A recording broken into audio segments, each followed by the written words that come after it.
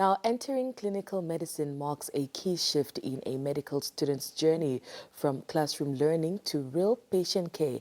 Beyond the science, it's the ability to connect with patients that defines true compassionate care. We're now joined in studio by that is Christoph Ndengu, who is a medical student at the UNAM Hage Geingob Campus, to basically just share and explore how students prepare for patient interactions and navigate complex emotions, and also just striving a balance between empathy and professionalism. Christoph, a very good morning to you. Good morning, Dapper. How are you? I'm doing good. How are you doing this morning? I'm well, all right. I woke up at least, so that's something. How are you? Yeah, that's something. It's a start to the day. Right. First things first, what inspired you to pursue medicine, and how has your journey with UNAM shaped your perspective of the entire industry so far?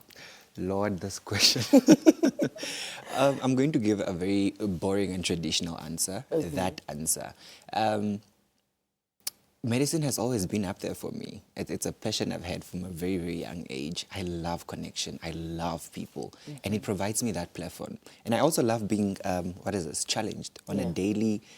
You walk into a room, it's a completely different person, a complex individual, and hence you have to try to understand what exactly this person is presenting with. So it's a challenge every day. Yeah. And I think that's why top of my list as to why exactly I chose medicine. You're and always up for a challenge. Always up for a challenge. And why UNAM specifically also? I mean, UNAM School of Medicine is fairly a very young school when it comes to medicine, that is. And it has done significantly well over the years. So it was not a hassle choosing to pursue or kickstart my career with this university. Homegrown talent should be celebrated. Amazing. So I'm glad I'm having it at UNAM. I love it. Now, just to get into the niche of it all, how did you feel the first time you interacted with a real patient as a medical student? It was very, very intimidating, but also exciting at the very same time. I mean, having to marry theory from your preclinical years into now it's practice. You now have an actual person in front of you. That can become very intimidating. But like I said, UNAM prepares you really well with your preclinical years. All the modules are tailored towards finally interacting with a patient one day. So for as much as it was intimidating because it was my very first time, I was excited to merge these two fields together. I was excited to finally tap in as a medical student, as a medical professional. So it was something I was looking forward to, and it went smoothly, actually. I was not expecting to, at the end of my day, to come back home and tell my mom as to how exactly it went and have this beautiful beaming face. It was a beautiful experience. Yeah, they say that you never forget your first case or perhaps your first patient. Talk to us about that case. And never ever that. So I always think of myself as a family clinician. And as time goes on now, I'm starting to tap more into it. And now with a family clinician, it means you don't just see a person or a patient for the disease, for the ailment that they have. You see this patient as somebody. You see them as Maria, as Thomas, as Saima. So beyond the illness, beyond the disease, you should be able to interact with the patient to a deeper level. Find out who they are in their community. Find out who they are when they go back to Soweto. Find out what they do for a living. Understand every other thing that determines their health. Socioeconomic status. What else is there? Anything else really that is outside the disease. And that's how I approach every other patient that I have. And for my first patient, that's exactly the approach I went with. That's the approach I took. And it was a beautiful thing to see, because I think for the longest we've practiced medicine as just, it's a disease, I need to treat it, so I get the next patient in so they go home. But this patient was very accommodating to answering questions outside the disease, and they were very happy to learn that medicine is now having this transition, this shift into talking to a patient far beyond the ailment, the illness. So it was just a beautiful experience, honestly. Amazing. Can you just share a moment where connecting with a patient taught you something that the textbooks never taught you? Again, I'll go back to, practicing family medicine on each patient. Of course, the textbook talks about patient-centered care here and there.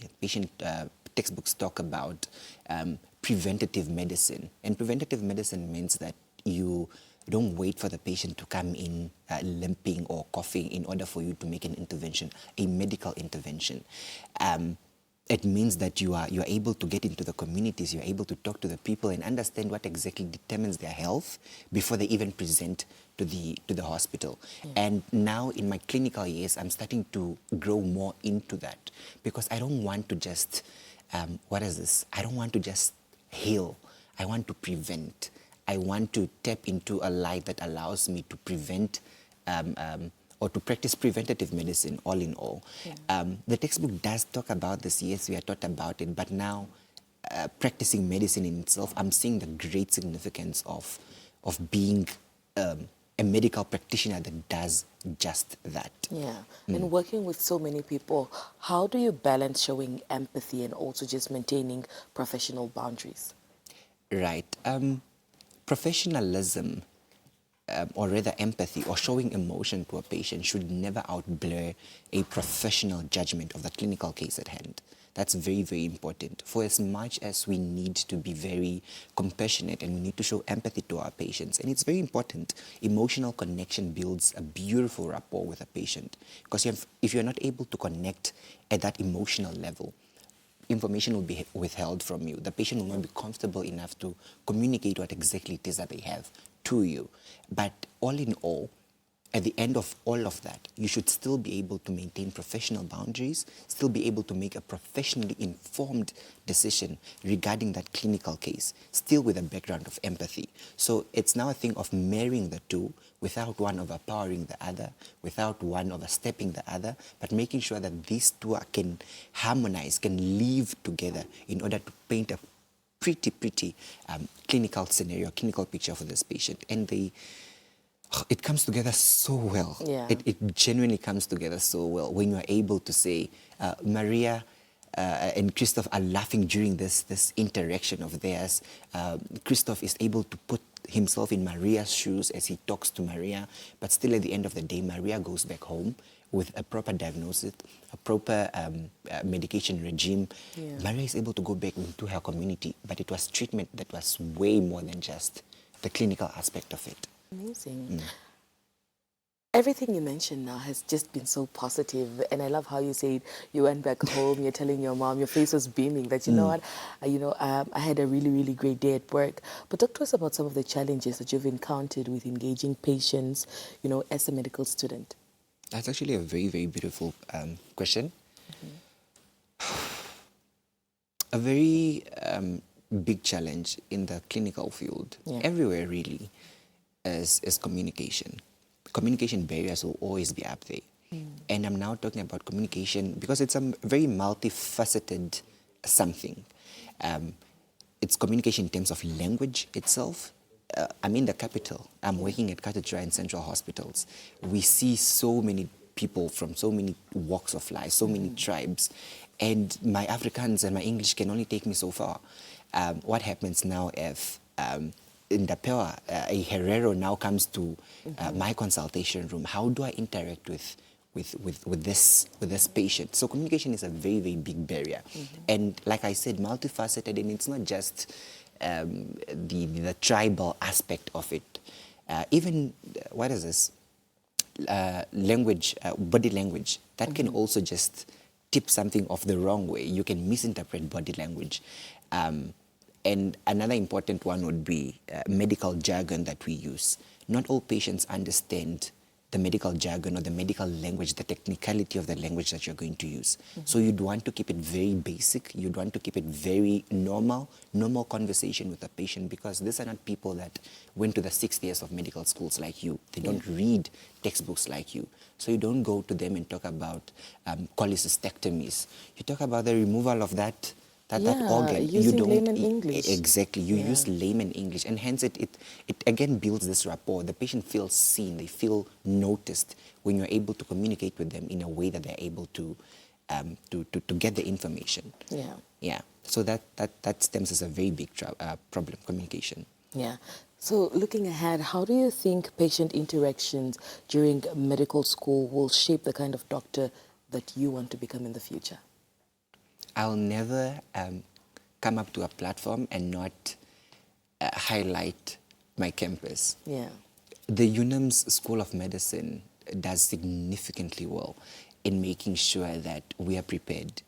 It makes us competitive professionals once we are out of the system. It makes us professionals that show empathy, professionalism, all the skills that are very, very necessary to making you that beautiful doctor. We have so many modules. What is it? Psychiatry, psychology, social sciences. All this play a very vital role in making sure that before you interact with a patient, or when you finally do get a chance to now interact with patients, you are somebody that is able to get the necessary information out while still respecting this person's cultural beliefs and making sure that you get to the right diagnosis at the end of the day. Yeah. But in terms of medicine right now in this country, we are doing significantly well because patients are happy. Our history taking is up there. Our interactions with patients, with colleagues, we are able to insert ourselves in the system, be a part of the system, wear the patient's shoes, wear the system's shoes, and really just understand it at the point where we are able to now talk about it. So yeah, I think that's where we are headed with medicine now, and it's beautiful to see, honestly. All right, so how do we meet you doctors halfway? I want you to give a message to all Namibians this morning, because at the end of the day, we all become patients. You can also become a patient, so how do we make your job easy for you? Okay, I'm going to... I think respect goes both ways. Respect goes both ways in the sense that the medical fraternity, especially with the two hospitals, the two state hospitals, Katutra and Central, we have so many medical professionals, be it the students, be it the interns, be it the MOs, the consultants, all of these people have one goal. And that is the goal to treat you, to making sure that you go back into your community a healthy individual. How people can meet us halfway is not to see labels when it comes to who's treating me, who am I looking at. Oh, it's Christoph the first year. It's Ambambi who is now a consultant. Let me show respect, more respect. Let me be more open to Ambambi. And of course, it comes with what is this? Confidence. The patient feels more confident talking to Ambambi the consultant than Christoph the first year, and that I fully understand. But when we remove the aspect of labels, of a hierarchy, of it makes treatment way easier, because now I'm also able to tap into my light as a medical someone, and I'm able to ask the right questions without feeling intimidated, without fearing what you will say to me. So if I feel like I'm respected by you, even with in whatever capacity I'm serving you, then I'm able to also just get what I need to get from you, and we're able to build that beautiful relationship so that we can treat you as a whole. Yeah. And we should give you guys the chance to also learn, because at the end of the day, we all learn on the job. Exactly. Because we will not become beautiful industry professionals if there was no, if you're not there to guide us through it. So just allow us, please. Allow us to learn from you. Allow us to learn from one another. And there's so many things you learn from a student that a consultant will not say to you. Consultant is running around with so many other patients, and they have so much on their plate. With a medical student, we have so much time on our hands, and we really want to practice our... Fresh from school also. Fresh from school. We have so... We have so much, and we're trying to practice all these things, and we're also trying to show off, you know. So you get top-notch service as opposed to as opposed to your consultants and your MOs. I hear you. Off record. Off record. Well, Christoph, thank you so much for joining us. We wish you all the best, and thank you. We can't wait to see the wonderful work that you'll be doing for our people. Thank you so much, Ambambi. Thank you so much for having me. Thank you so much for having me, Namibia. All right.